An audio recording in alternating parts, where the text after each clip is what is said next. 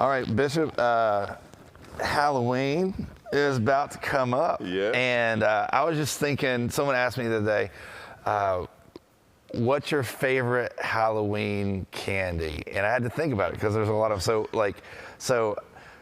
at least top 2 or 3. Like, what's your favorite candies or Halloween candy? Candy for real? Yes. Here's my question. How do you eat the candy corn? Do you eat it all together or do you eat it by color? I'm talking about the little corn. I know what you're talking about. Oh, yeah. It's got three different colors on it. I know. It depends on, at first, I eat it just bam. Okay. And after I kind of get in the groove, one color at a time. Because the candy corn, it's got the orange, right, and it's got the white, and it's got the yellow, and the way that I eat it, and I'm like, I'm strange, but a lot of people eat it this way, is you eat the orange off, then you eat the white off. We all understand it's the same. I know you're partial to orange. It's the same. Anyway, I am. I am. I don't know why, but right. So, in my opinion, there's a way to eat candy corn. There's a wrong way. So mine is, and I only usually get them around this time. Now people have learned that I like it, so people hand it to me. But I like white chocolate Kit Kats. For whatever reason, I like. We found that out last year. Yeah, absolutely. And so people put white chocolate, but I didn't know that till Halloween. Okay. And because my kids were like, they had it in a little pile. I was like, oh, I'll try that. I was like, this makes Kit Kats better.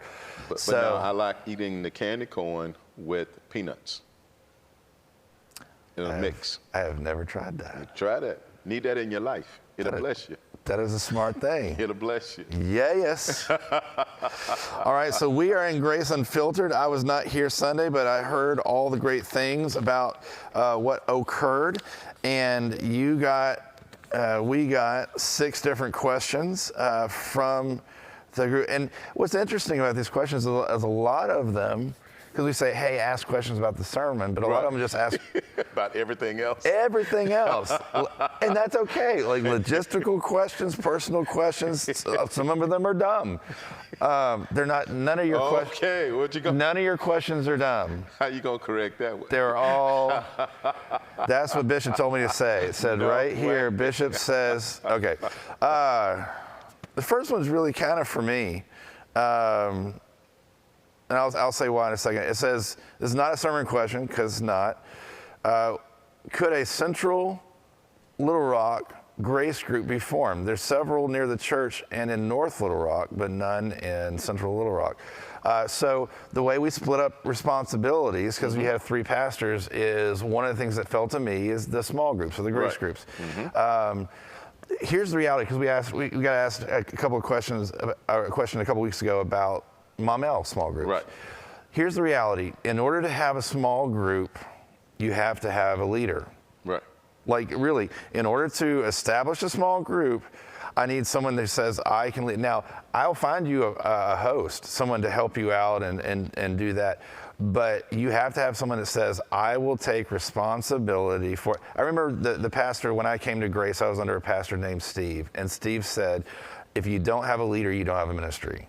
You have to have someone to take the helm and be responsible. True. And so the reality is, at this point, no one in Central Little Rock signed up to be a leader. And so we don't have a Central Little Rock. I expect, all of this is new. We're literally a month old. Yes. I suspect that within a year, we'll have a Mom L small group. And we'll have a Central, but right now, that we don't have a leader, so we don't have a group. We have a leader. We're looking for a leader. Looking for a leader. If you ask that question, it might be you. Maybe this one will make sense to you. Okay. Number 2, would Pastor Neil help with the Young Lives babies if someone else promises they won't have to change any diapers?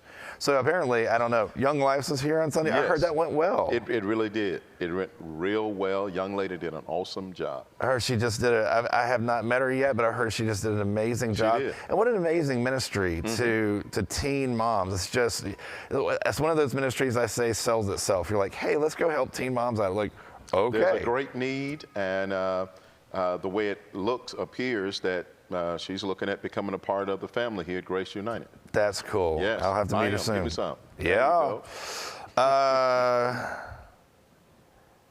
I've heard about that. Everyone told me about this. This is kind of big news. Is First Lady Shanta's back better? Much better. It was a very scary situation this past Sunday. She has a very high tolerance when it comes to pain. She got up Sunday morning feeling pretty good after she had gotten dressed, was feeling a little uncomfortable, but wanted to press her way and push her way through church Sunday, but in the midst of it, in the middle of my sermon, I don't know if it was my sermon or what, but she could no longer tolerate the pain of her back or her husband. Or the sermon. And we had to take her to the emergency room. They did a lot of x-rays and different things of that nature, but could not find anything. But by the time she made it to the house and taken some medication, she's feeling a whole lot better. So thank you all for your prayers. Good, yeah. Absolutely. I offered to bring you dinner, and you're like, I don't want any food that you cook, so I did not do that. We were tied up focusing on her, but next time, bring some ribs. There you go. He makes some awesome ribs. I do. Yes. I do. I've got a cheat code on that. Can the worship team please play "God of the City" by Chris Tomlin? Okay. I think that I think my answer to that question would be simply this. We have some awesome worship leaders. Cordell and Jess are amazing, and I at least know Jess's the system that she uses. So we have a sermon series outline. We not only have an outline for the sermon, but we know what we're going to do for the next couple of months. And so we give that to our worship leaders, so they'll know. For example, this coming week, we're going to be in Romans chapter 1. So she'll see that. She'll say, okay, we're in Romans chapter 1. This is what Romans chapter 1 says.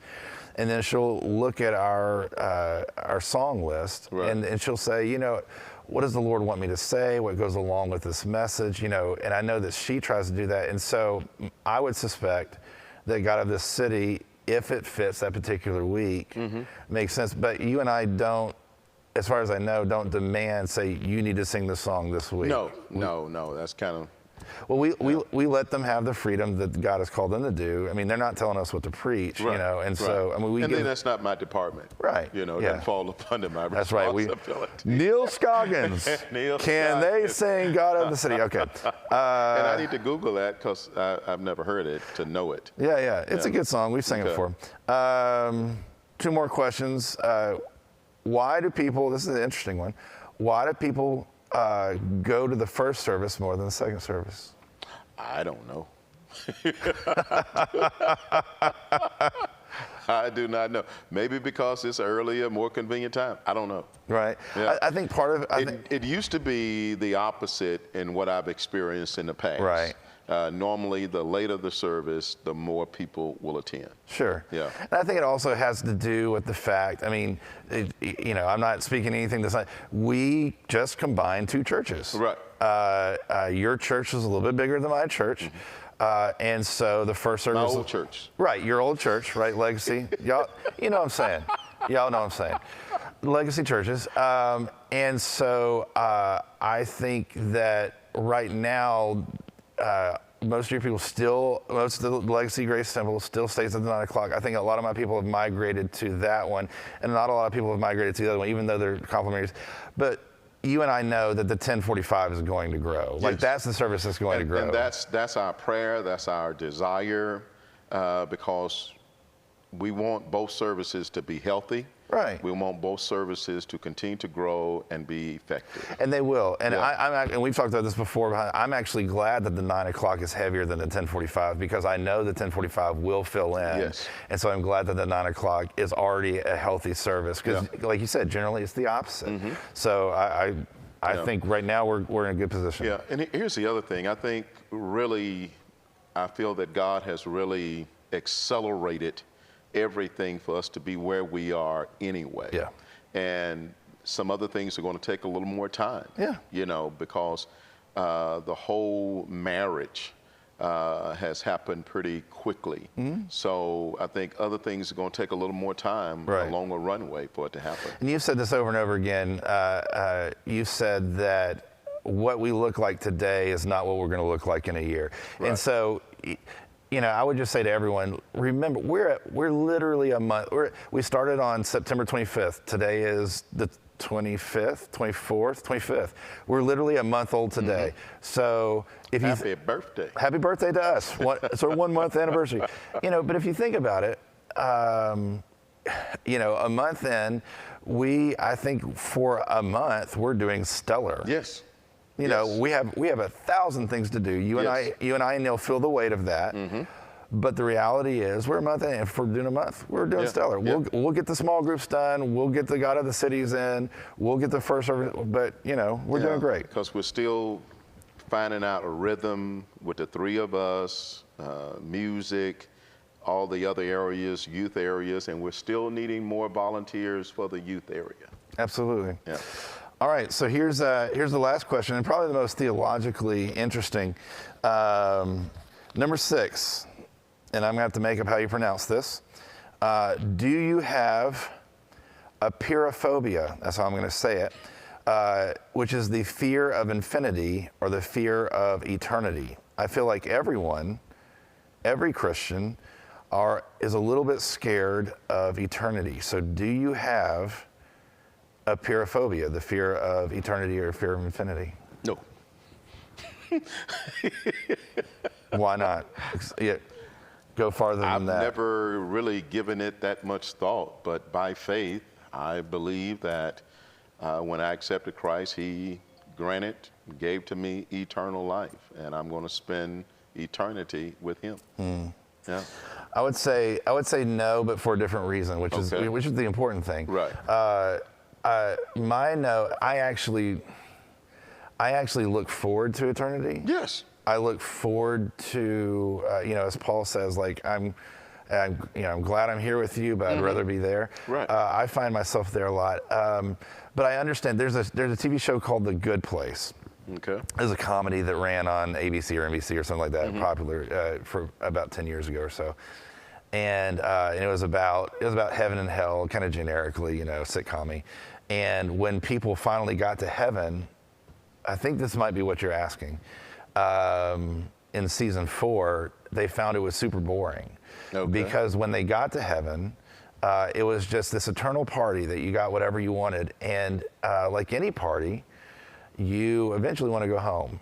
Like you get real tired of just, too much pleasure, too much drink, too much food, too much, like you kind of get tired of that. And I think that maybe if you're struggling with this, what they might be struggling with is a wrong concept of heaven. Right. A wrong concept of eternity. Because if your concept of eternity is, it's just a nonstop party where you don't have anything to do and you're just kind of there, then yes, that seems like it would get very, very boring. But you and I know that history begins in a garden and ends in a garden.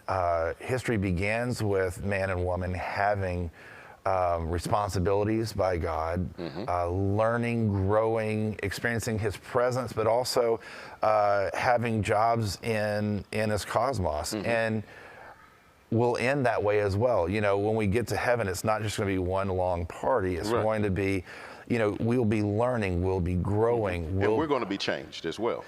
All of those things. And so I think the fear, all that to say is I think that a lot of people's fear of eternity, just like a lot of people's fear of God, comes from a misunderstanding of God and what eternity looks like. We did a series, and we might get it back, as we talk through the preaching schedules, we might get it back around to it. One of our most popular series at Legacy Grace Church that we've ever done is we did a 5-week series on heaven, and we got more people come to us and say that I've never thought of that has changed my life, because I think a lot of people have that misconception of what eternity is going to look like, and so therefore there's trepidation in it because they're like, I'm not sure God is good or that's going to be good. In that sense, I can definitely see that. Because sometimes in our songs that we sing can give people a misconception of what it's going to be. That's true. Our songs are, to that point, our songs are as theologically important as our sermons preaching are. And teaching. So, which is why you and I, as the pastors, you and I and Neil have that responsibility to oversee our musicians, you Yes. know, and to help them as they help us. Well, that's Grace Unfiltered for this week. We are glad that you write in whatever questions you have. None of them are dumb, as the bishop might point out. None of them are dumb, so thank you for writing this in, and we hope to see you next week, right? Okay, bye. Bye-bye.